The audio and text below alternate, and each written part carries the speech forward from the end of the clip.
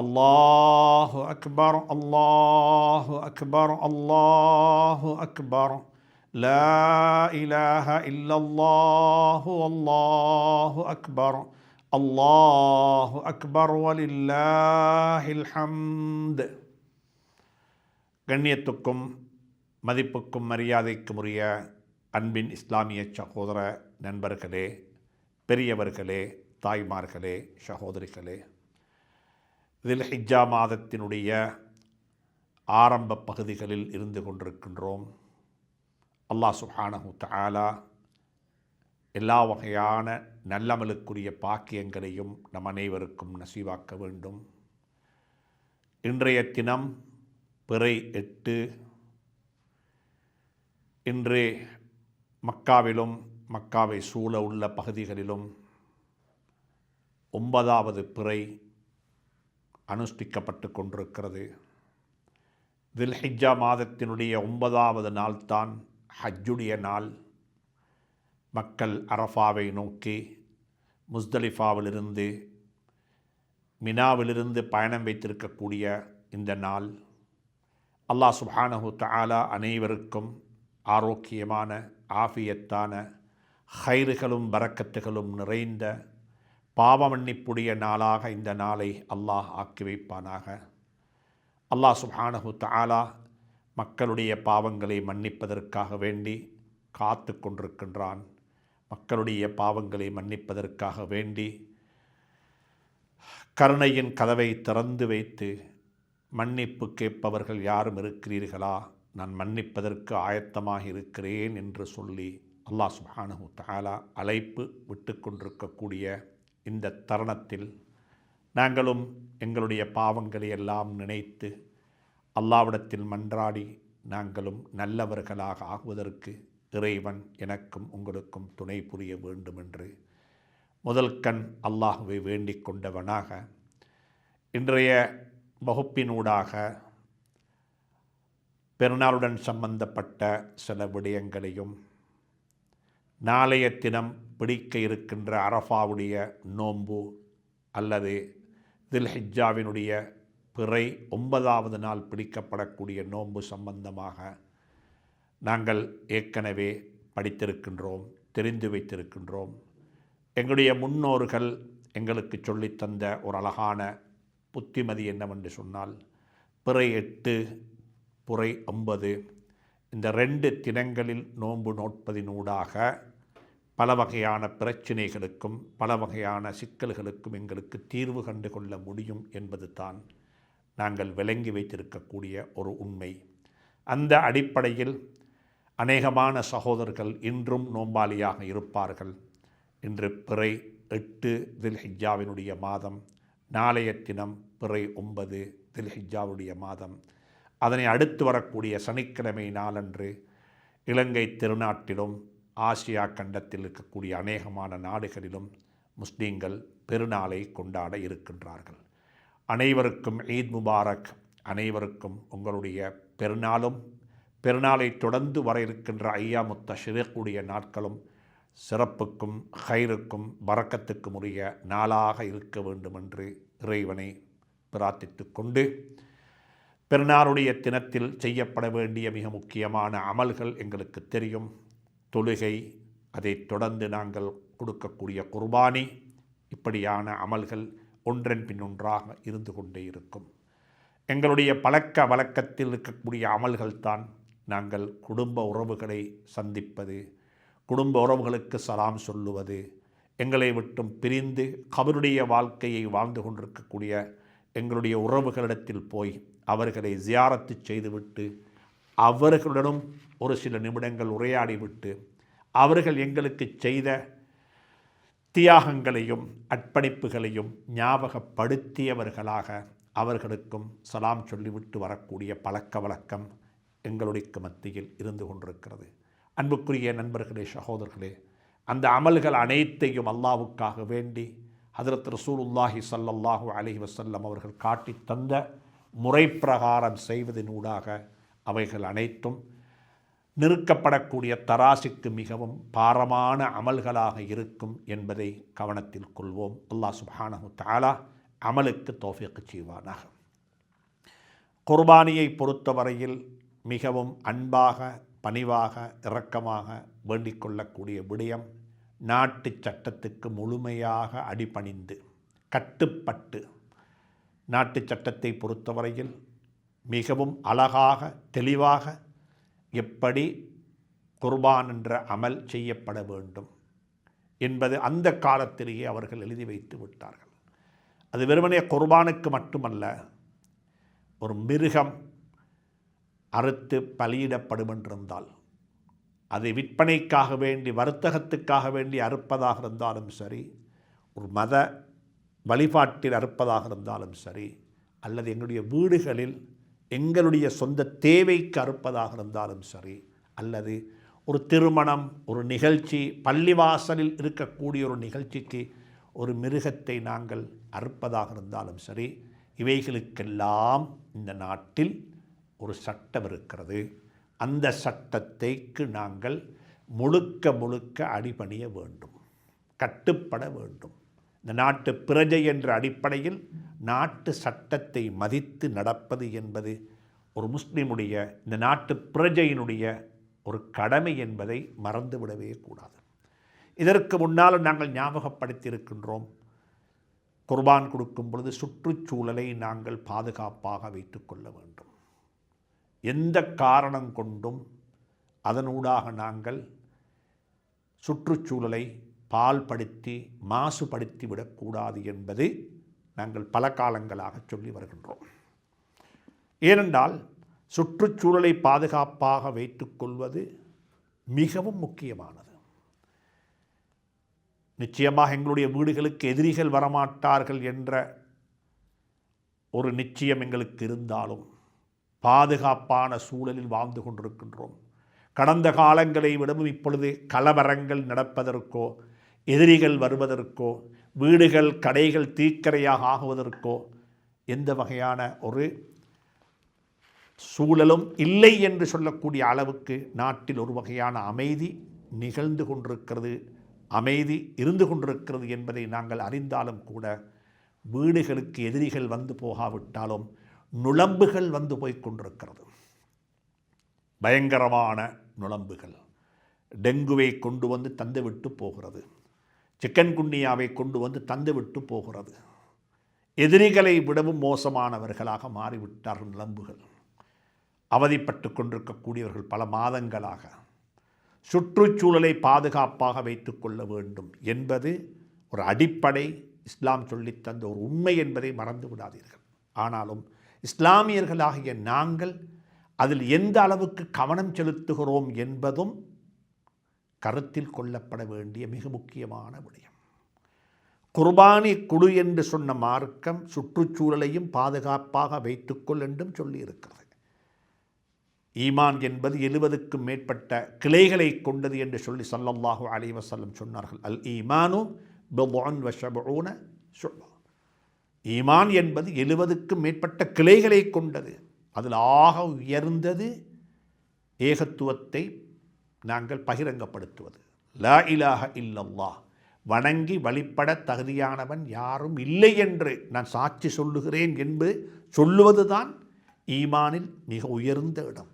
ஆக தாழ்ந்த இடம் என்ன தெரியுமா? இமாத்தத்துல் அதா அனி தரீக், பாதைகளில் இருக்கக்கூடிய தீங்கு விளைவிக்கக்கூடியவைகளை அகற்றி விடுவது. அது ஒரு கல்லாக இருக்கலாம், ஒரு முள்ளாக இருக்கலாம், ஒரு எலும்பாக இருக்கலாம், எதுவாக இருந்தாலும் சரி, ஒரு காகித துண்டாக இருக்கலாம், ஒரு வாழைப்பழ தோலாக இருக்கலாம், சுப்ஹானல்லாஹ், அல்லது ஒரு மிருகத்தினுடைய நஜீஸாக இருக்கலாம். எதுவாக இருந்தாலும் மக்களுக்கு தீங்கு விளைவிக்கக்கூடியவைகளை அகற்றி விடுவது ஈமானில் ஒரு பகுதி. அப்படிப்பட்ட போதனைகளுக்கு சொந்தக்காரர்களாகிய இஸ்லாமியர்கள் எந்த இடத்தில் நாங்கள் இருக்கிறோம் என்பதையும் கவனத்தில் கொள்ள வேண்டும். மிக அன்பாக சொல்லுகின்றேன், கூட்டு குர்பான் கொடுக்கக்கூடியவர்கள், சொந்த குர்பான் வீடுகளிலே குர்பானாக கொடுக்கக்கூடியவர்கள் சட்டத்துக்கு, சூழலுக்கு எந்த வகையான பாதிப்பும் நடந்துவிடக்கூடாது. நீங்கள் கொடுத்த ஒரு குர்பான் ஒரு சுன்னத்தான ஒரு அமலாக இருக்கலாம். ஒரு முஅக்கதா ஸல்லல்லாஹு அலைஹி வஸல்லம் அவர்கள் விடாமல் செய்த ஒரு சுன்னத்தை முஅக்கதாவாக இருந்தாலும் பிறருக்கு எந்த குர்பானியினால் ஒரு தீங்கு ஏற்படும் என்றிருந்தால் அது ஹராம் என்பதை கவனத்தில் கொள்ளுங்கள். பாதுகாப்பு என்பது எதிரியிலிருந்தும் பாதுகாப்பு, நுளம்பிலிருந்தும் பாதுகாப்பு.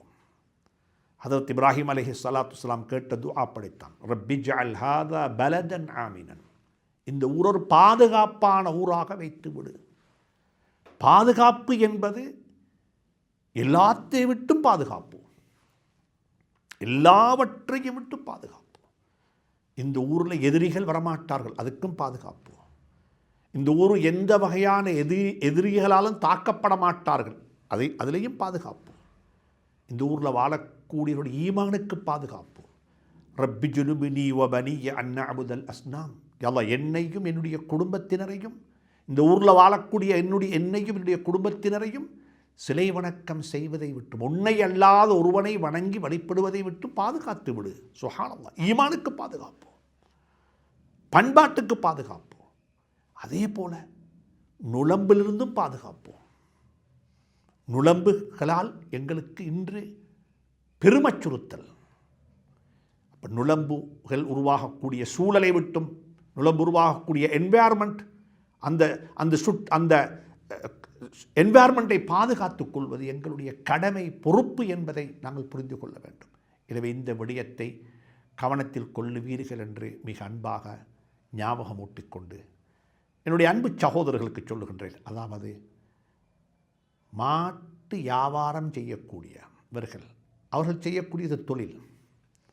அந்த தொழிலை செய்வதில் எந்த தடையும் கிடையாது. யாருக்கும் செய்யலாம், யாருக்கும் செய்யலாம், அழகாக செய்யலாம், முறையாக செய்யுங்கோ, எந்த பிரச்சனையும் கிடையாது. ஆனாலும் நீங்கள் நன்றாக புரிந்து கொள்ளுங்கள், நீங்கள் இஸ்லாமியர்கள். இந்த நாட்டில் வாழக்கூடிய எல்லா முஸ்லீம்களும் மாட்டு வியாபாரிகள் அல்ல. ஒரு சிலர்கள் மட்டும்தான் மாட்டு வியாபாரிகள்.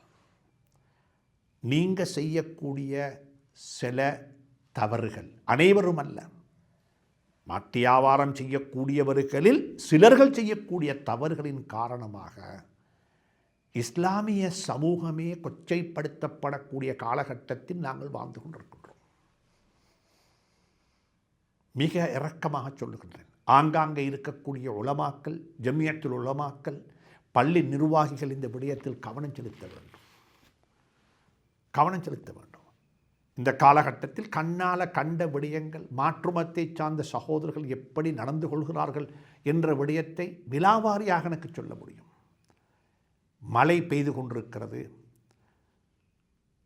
நூற்றுக்கணக்கான மாடுகளை கொண்டு வந்து பாதை ஓரங்களில் கட்டி வைத்துவிட்டு, மழை பெய்து கொண்டிருக்கிறது, அது மலங்கழித்து கொண்டிருக்கிறது, சிறுநீர் போய் கொண்டிருக்கிறது, தண்ணியுடன் சேர்ந்து அது சவட்டுது. அது மாடு என்ன செய்யும், அது கட்டி வைக்கப்பட்ட மாடுகள் அதே இடத்தில் அது என்ன செய்து, அது பாதையில் கரைந்து ஓடிக்கொண்டிருக்கிறது. கொஞ்சம் யோசிங்க பார்ப்போம். நீங்கள் செய்கிற தொழில், இதில் ஈட்டுற வருமானம், இது எப்படிப்பட்டது? பாதை ஓரங்களில், பாதை நடுவில் சாணமும் கரைந்து போய்கொண்டிருக்கிறது, மழை தண்ணியுடன் சேர்ந்து. அது நஜீஸ், அது பட்டா தொழுகையாளுடைய தொழுகைக்கு என்னாகும்?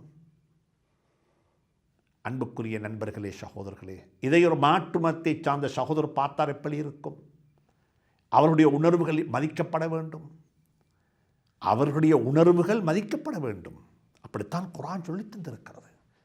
அல்லாஹ் அல்லாதவர்களை வணங்கக்கூடியவர்களை நீங்கள் திட்டக்கூடாது. வலா தசுப்புல்லதீன யதுஊன மின் தூனில்லாஹ், அல்லாஹ் அல்லாதவைகளை வணங்கக்கூடியவர்களை கூட நாங்கள் திட்டிவிடக்கூடாது என்று சொல்லி மார்க்கம் சொல்லித் தந்திருக்கிறது. அவர்களுடைய உணர்வுகள் பாதுகாக்கப்பட வேண்டும், உணர்வுகள் மதிக்கப்பட வேண்டும். அப்படிப்பட்ட நாங்கள் இந்த நாட்டில் ஒரு 10% முஸ்லீம்களாக வாழக்கூடிய நாங்கள் 90% கிட்டத்தட்ட ஒரு 80% அதாவது பௌத்த, ஹிந்து சகோதரர்களுடைய உணர்வுகள் புண்படாதவாறு நடந்து கொள்வது எங்களுடைய கடமை என்பதையும் ஞாபகத்தில் வைத்துக் கொள்ளுங்கள். அதற்காக வேண்டி எங்களுடைய கடமையை விட்டுக் கொடுங்கள் என்று நான் சொல்ல வரவில்லை.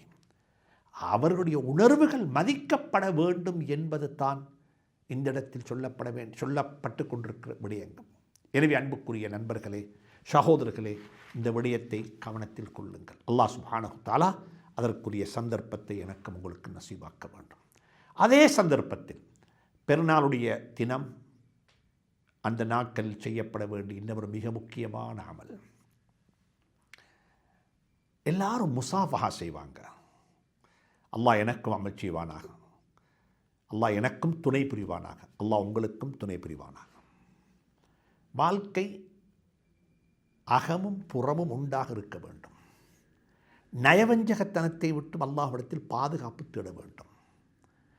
அல்லாஹும்ம தஹிர் குலூபனா மினன் நிஃபாக். யா அல்லாஹ், நயவஞ்சகத்தனத்தை விட்டு எங்களை பாதுகாத்து விடுவாயாக. பெருநாளுடைய ஒரு செய்தியாக உங்களுக்கு இந்த செய்தியை சொல்ல விரும்புகின்றேன்.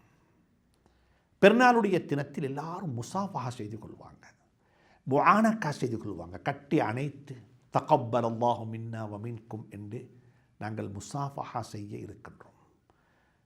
வருடத்தில் 2 தடவைகள், சிலருக்கு 1 தடவை, எல்லாரையும் அணைத்து எல்லாருடனும் கட்டிப்பிடித்து முசாஃபா செய்து கொள்வோம். நான் ஒன்றை மட்டும் சொல்ல விரும்புகின்றேன்.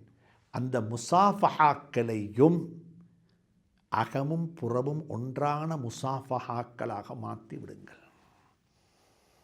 கட்டிப்பிடித்தோம், முசாஃபஹா செய்தோம், சோம இருக்கிறீங்களான்னு கேட்டோம், அல்லாஹ் என்னையும் உங்களையும் பொருந்திக் கொள்வானாக என்று சொன்னோம். அதை சொல்லிவிட்டு முசாஃபஹா செய்வதற்கு முன்னாலிருந்த அதே நிலையை முசாஃபஹாவுக்கு பின்னாலேயும் நாங்கள் தொடருவோம் என்றிருந்தால் எங்களுடைய முசாஃபஹா இருக்கிறது, அது முசாஃபஹாவல்ல, அது ஒரு நயவஞ்சகத்தனத்தினுடைய வெளிப்பாடு. முசாஃபஹா செய்யும் பொழுது அல்லாஹ்வுக்காக வேண்டி மன்னித்து விட்டேன், மறந்து விட்டேன், பழையவைகளையெல்லாம் ஒதுக்கிவிட்டேன், ஒரு புதிய ஒரு வாழ்க்கையை ஆரம்பித்திருக்கின்றேன், புதிய ஒரு லைஃபுக்கு இன்றைக்கு நாங்கள் இன்றைக்கு ஒரு வித்துட்டு இருக்கின்றோம். அதுதான் வர வேண்டும். அப்படிப்பட்ட வாழ்க்கைகளாக இருந்தால் மட்டும்தான் இந்த முசாஃபஹாவுக்கு நன்மை கிடைக்கும். இல்லாவிட்டால் இது ஒரு சடங்கு, இது ஒரு பொழுதுபோக்கு, எல்லாரும் செய்கிறாங்க நானும் செய்கிறேன், அல்லாஹ்வுக்காக வேண்டி செஞ்சதல்ல. முசாஃபஹா செய்து விட்டால், எப்படி எங்களுடைய சிறு பிராயத்தில் நாங்கள் குழந்தைகளாக இருக்கும் பொழுது சண்டை பிடிப்போம், சண்டை பிடித்தால் பிரிந்து கொள்வதும் விரல்களால் பிரிந்து கொள்வோம், விரல்களால் தான் பிரிந்து கொள்வோம், இப்படித்தான் பிரிந்து கொள்வோம். இப்படி சொன்னால் கோபம், 2 விரல் ஒரு விரலோட சேர்ந்து இப்படி இழுத்துட்டால் கோபம், இதுக்கு பிறகு நான் பேச மாட்டேன், கதைக்க மாட்டேன் என்று சொல்லி நாங்கள் பிரிஞ்சு போய்விடுவோம். கொஞ்சம் நேரத்துக்கு பின்னால் சேர்ந்து கொள்வோம், மன்னித்து விடுவோம், மறந்து விடுவோம். எப்படி தெரியுமா மன்னிப்போம்? இப்படித்தான் மன்னிப்போம். ஒரு காலத்தில் 2 விரல்கள் சேர்ந்து கொண்டாலே நாங்கள் ஒத்துமையாகி விட்டோம். இன்றைக்கு கட்டி பிடித்து அணைத்து கழுத்துடனும் தலையுடனும் சேர்ந்து முசாஃபஹா செய்து கொண்டோம். ஆனாலும் அந்த சிறு பிராயத்தில் ஏற்பட்ட அன்பும் பாசமும் மறதியும் இன்றைக்கு ஏற்படுவதில்லை. அன்புக்குரியவர்களே, பெரியவர்களே, சகோதரர்களே, அல்லாஹ் சுப்ஹானஹு தஆலா எனக்கும் உங்களுக்கும் துணை புரிய வேண்டும், அருள் செய்ய வேண்டும். பெருநாளுடைய தினத்தில் செய்யப்படக்கூடிய முசாஃபஹாக்கள், தாய்மார்களே, சகோதரிகளே, உங்களுக்கும் சொல்லுகின்றேன். பெருநாளுடைய தினத்தில் வீடு வீடாக போய் விசிட்டிங் போய் ஒவ்வொரு வீட்டிலையும் செய்யக்கூடிய முசாஃபஹா, ஒவ்வொரு வீட்டிலும் செய்யக்கூடிய கைலாகுகள், ஒவ்வொரு வீட்டிலும் செய்யக்கூடிய துஆக்கள் அகமும் புறமும் ஒன்றாக இருக்க வேண்டும். அகமும் புறமும் ஒன்றாக இல்லாத நிலையில் எந்த அமல் செய்யப்படுகிறதோ அந்த அமல் எனக்கு உங்களுக்கு முசீபத்தாகத்தான் இருக்கும். அந்த அமலை செய்யாமல் இருப்பது அதை விட நல்லம். அந்த அமலை செய்யாமல் இருப்பது அதை விட நல்லம். எனவே அன்பாக சொல்லுகின்றேன், பெருநாளுடைய தினத்தில் செய்யப்படக்கூடிய முசாஃபஹாக்களை, முஆனகாக்களை, கைலாகுகளை, ஒருவரை ஒருவர் சந்தித்து சந்தோஷங்களை பகிர்ந்து கொள்வதை அகமும் புறமும் ஒன்றான ஒரு முசாஃபஹாக்களாக, ஒரு முஆனக்காக்களாக ஆக்கிக்கொள்வதற்கு அல்லாஹ் எனக்கும் உங்களுக்கும் துணை புரிய வேண்டும். அல்லாஹ் அதற்கு சந்தர்ப்பத்தை அமைத்து தருவானாக. அன்புக்குரிய நண்பர்களே, சகோதரர்களே, இது ஒரு மிக முக்கியமான செய்தி. பெருநாளுடைய தினத்தில் இன்னமொரு விடயத்தையும் பெருநாளுடைய தினத்தில் உங்களுக்கு ஞாபகப்படுத்திக் கொள்ள விரும்புகின்றேன். பெருநாளுடைய இந்த ஹஜ்ஜி பெருநாள் என்பது ஒரு ஃபேமிலி உடைய ஒரு குடும்பத்தினுடைய தியாகத்தை ஞாபகப்படுத்துகிற நாள். என்ன அர்த்தம் என்றால், நோன்பை பொறுத்தவரையில் ஒரு தனி மனிதனுடைய டிரான்ஸ்ஃபர்மேஷன், ஒரு தனி மனிதனுடைய அதனால் அல்லாஹ் சொல்லுகிறான், நோன்பு எனக்குரியது, நானே நோன்பாளியை கூலி கொடுப்பேன். நான் நோன்பாளியா இல்லையா என்பது என் மனைவிக்கும் தெரியாது. நீங்கள் நோன்பாளியா இல்லை என்பது யாருக்குமே தெரியாது. உங்களுக்கும் உங்களோட ரப்புக்கும் இடையில ரகசியம்தான் நோன்பு என்பது. ஆனால் ஹஜ் அப்படி அல்ல. ஹஜ்ஜுடைய கடமை என்பது ஒரு குடும்பம் செய்த தியாகத்தை ஞாபகப்படுத்தி, குடும்ப நிறுவனங்கள் எப்படி பாதுகாத்து கொள்ளப்பட வேண்டும், குடும்ப நிறுவனங்கள் எப்படி கட்டமைக்கப்பட வேண்டும், குடும்ப நிறுவனங்களுடைய முக்கியத்துவம் என்ன என்பதை உலகுக்கு சொல்லுவதற்காக வேண்டித்தான் ஒவ்வொரு வருடமும் இப்ராஹிம் அலைஹிஸ்ஸலாத்து வஸ்ஸலாம் அவருடைய குடும்பம் செய்த தியாகத்தை அல்லாஹ் எனக்கும் உங்களுக்கும் ஞாபகப்படுத்த சொல்லி இருக்கின்றான். ரபீஉல் அவ்வல் மாதத்தினுடைய ஆரம்ப 12 பிறைகளில் நாங்கள் எப்படி சையதுல் கௌனைன் தாஜுல் மதீனா முஹம்மது ரசூலுல்லாஹி ஸல்லல்லாஹு அலைஹி வஸல்லம் அவர்களை பற்றி பேசுகின்றோமோ, அதே போல தில்ஹிஜ்ஜா மாதத்தினுடைய ஆரம்ப 9 நாட்களில் ஐயாமுத் தஷ்ரீக்குடைய நாட்கள் உட்பட எங்களுக்கு ஹதரத் இப்ராஹிம் அலைஹிஸ்ஸலாத்து வஸ்ஸலாம் அவர்களை பற்றி பேசலாம். வரக்கூடிய காலங்களில் அப்படிப்பட்ட நிகழ்ச்சிகள் செய்வது மிக பொருத்தமானதாக இருக்கும். ஏனென்றால் இப்ராஹிம் அலைஹிஸ்ஸலாத்து வஸ்ஸலாமுடைய வாழ்க்கை இருக்கிறதே, ஹதரத் ரசூலுல்லாஹி ஸல்லல்லாஹு அலைஹி வஸல்லம் அவருடைய வாழ்க்கையைப் போல ஒரு ஹோலிஸ்டிக், அனைத்து கட்டங்களையும் அடையவழைத்து கொண்ட ஒரு வாழ்க்கை. ஒரு மாற்று மதத்தை சார்ந்த சூழலில் பிறந்து துடிதுடிப்பான ஒரு வாலிபராக இருந்து தன்னுடைய தந்தையுடன் மிகவும் அழகாக முறையாக உரையாடி கதைத்து வாப்பா அவர்களை விரட்டி, அதற்கு பிறகு வாப்பாவிடமிருந்து கொஞ்ச நாள் ஒதுங்கி நின்ற இப்ராஹிம் அலைஹிஸ்ஸலாத்து வஸ்ஸலாம் அவர்கள் குழந்தை பாக்கியமற்றவராக மாறி, அதற்கு பிறகு ஒரு குழந்தை கிடைத்து இன்னும் ஒரு திருமணம், அப்படியான ஒரு வாழ்க்கை. ஒரு அரசன், கொடுங்கோல் அரசனுக்கு முன்னால் போய் நின்று எப்படி உண்மை உரைத்தார்கள், தன்னுடைய இன்னசென்ட்டான அப்பாவிகளான தன்னுடைய கம்யூனிட்டி, தன்னுடைய சகோதரர்கள், தன்னுடைய சமூகத்துடன் எப்படி இப்ராஹிம் அலைஹிஸ்ஸலாம் உரையாடினார்கள், தன்னுடைய குழந்தைகளை வளர்த்தெடுப்பதில் அவர்களுக்கு எப்படிப்பட்ட ஒரு கர்சனை இருந்தது. நான் உலகத்தில் எந்த குடும்பத்தில் பிறந்தேன் என்பதை விடவும் நான் எப்படிப்பட்ட ஒரு குடும்பத்தை இந்த உலகத்தில் விட்டுவிட்டு போகப் போகிறேன் என்பதும், என்னுடைய மௌத்துக்கு பிறகு என்னை மக்கள் மறந்துவிடக்கூடாது, என்னுடைய மௌத்துக்கு பிறகு மக்கள் என்னை பற்றி பேச வேண்டும், இப்படியாக இப்ராஹிம் அலைஹிஸ்ஸலாத்து வஸ்ஸலாமுடைய வாழ்க்கையை பற்றி பேசிக்கொண்டே போக முடியும். குர்ஆனை மையமாக வைத்து பேசலாம். மக்கா முக்கர்ரமாவுக்கு 3 துஆ செய்தார்கள். ரப்பி ஜஅல் ஹாதா பலதன் ஆமினன் வர்சுக் அஹ்லஹு மினஸ் ஸமராத் ரப்பனா வபஅஸ் ஃபீஹிம் ரசூலன், இப்படியாக. அதற்கு பிறகு தந்த குடும்பத்துக்கு துஆ கேட்டார்கள். சுப்ஹானல்லாஹ், குடும்பத்துடைய தனிமையை போக்கிவிடுவாயாக, தனிமையை போக்கிவிடுவாயாக, தொழுகையை நிலைநாட்டக்கூடிய குடும்பமாக இந்த குடும்பத்தை ஆக்கி வைப்பாயாக, அவர்களுக்கு பல வர்க்கத்தை உணவாக கொடுப்பாயாக, சிலை வணக்கத்தை விட்டும் இறைவன் அல்லாத ஒருவனை வணங்குவதை விட்டும் என்னுடைய குடும்பத்தை பாதுகாப்பாயாக. சுப்ஹானல்லாஹ், இப்ராஹிம் அலைஹிஸ்ஸலாத்துடைய வாழ்க்கை படிக்கப்பட வேண்டிய வாழ்க்கை. அவர்களுடைய வாழ்க்கையில் இருந்த மிக முக்கியமான ஒரு பகுதித்தான் ஆல இப்ராஹிம், இப்ராஹிமுடைய குடும்பம்.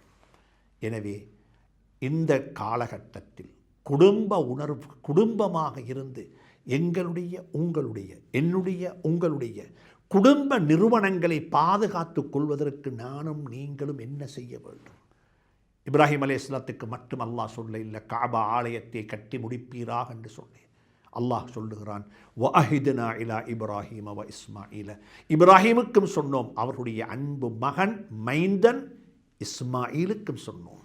நல்ல கர்மங்களை வாப்பா மட்டும் செய்வதல்ல, நல்ல கர்மங்களை வாப்பாவும் குழந்தைகளும் சேர்ந்து செய்ய வேண்டும். وَإِذْ يَرْفَعُ إِبْرَاهِيمُ الْقَوَاعِدَ مِنَ الْبَيْتِ وَإِسْمَاعِيل இப்ராஹிம் அலைஹிஸ்ஸலாத்து வஸ்ஸலாம் அவர்களும் அவர்களுடைய மகனும் அவர்களுடன் சேர்ந்து அவருடைய மகனும் காபா ஆலயத்தை கட்டி முடித்த சந்தர்ப்பத்தில் என்ன துஆ கேட்டாங்க, ரப்பனா தகப்பல் மின்னா இன்னக அன்தஸ் ஸமீஉல் அலீம். எனவே அன்புக்குரிய நண்பர்களே, சகோதரர்களே, ஹஜ் பெருநாளுடைய தினத்தில் குடும்ப நிறுவனங்கள் எப்படி பாதுகாக்கப்பட வேண்டும் என்பதை பற்றி ஒரு கணம் சிந்திப்பதல்ல, அதற்காக வித்திடுவது, அதற்கான ஸ்ட்ராட்டஜியை கையாளுவது, அதற்குரிய படிமுறைகளை கையாளுவது நம் அனைவருடைய கடமை என்பதை ஞாபகத்தில் வைத்துக் கொள்வோம். அல்லாஹ் சுப்ஹானஹு தஆலா எனக்கும் உங்களுக்கும் அமலுக்கு தௌஃபீக் செய்வானாக. வஸ்ஸலாமு அலைக்கும் வரஹ்மத்துல்லாஹி வபரகாத்துஹு.